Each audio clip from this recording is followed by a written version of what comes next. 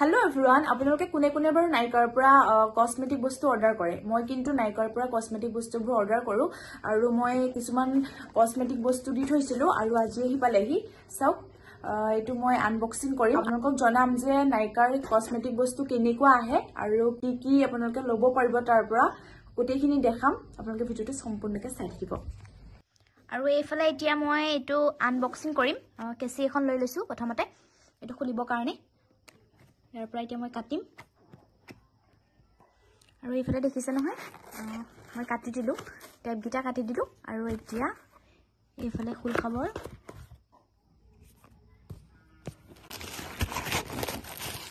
পেকিংবোৰ বহুত ধুনিয়া আহে চাওকচোন নাইকাত এনেকৈ আহে যেহেতু কসমেটিক বস্তু হয় আৰু যদি ভাগি যায় ৰিস্ক থাকে তো সেই কাৰণে এনেকৈ পেকিং কৰি দিয়ে বহুত ভালকৈ পেকিং কৰে মই যিমান বস্তু আনিছো কিন্তু বহুত ভালেই আহিছে এতিয়ালৈকে ৰিটাৰ্ণ কৰা বস্তু তেনেকে মই আহাই নাই এতিয়া হু এই প্লেটখন এইখনো পিএছৰ হয়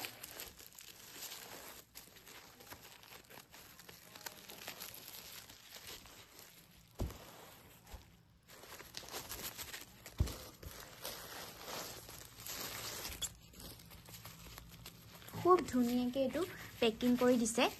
যেহেতু আই প্লেট হয় এতিয়া এটো কিবা আহিছে এটো এটা লিপষ্টিক হয় মই লিপষ্টিক দিছিলো এটো দাম হৈছে 675 টকা এটো ৰেড কালাৰ দিছিলো মই মিকে লিপষ্টিকটোৰ নাম এইখন আমি এতিয়া ইয়াৰ পৰা উলিয়াব লাগিব কভাৰটোৰ ভিতৰত সোমাই আছে যেহেতু এখন এনেকৈ উলিয়াব লাগিব হসাকে বহুত ধুনিয়া দামটো যেনেকুৱা লৈছে প্লেট গিখন হসাকে বহুত ধুনিয়া আৰু আপোনালোকে এখন দেখিছে নহয় এতিয়া আৰু এইখন মই এতিয়া খুলিম আপোনালোকে দেখা পাইছে চাওক এইগিটা মেট কালাৰ হয় আৰু বাকিবিলাক সিমাৰি হয় বাকি তেনেকে এটো এখন এনেকে খুলিব পাৰি চাওকচোন খুব ধুনিয়া লাগিছে হসাকে খুব ধুনিয়া আহিছে মই এতিয়া যিবোৰ ব্যৱহাৰ কৰিছো পিএছআৰ হয় কিন্তু এইখন টেক কভাৰ বুক হয় আৰু এইখনো বহুত ধুনিয়া আহিছে আপোনালোকে এখন ল'ব পাৰিব দামটো যেনেকুৱা হসাকে কামটো মানে তেনেকুৱাই পাইছো আৰু টেক কভাৰখনৰ দামটো চাওক 5495 টকা আৰু এইখন পিএছআৰ হয়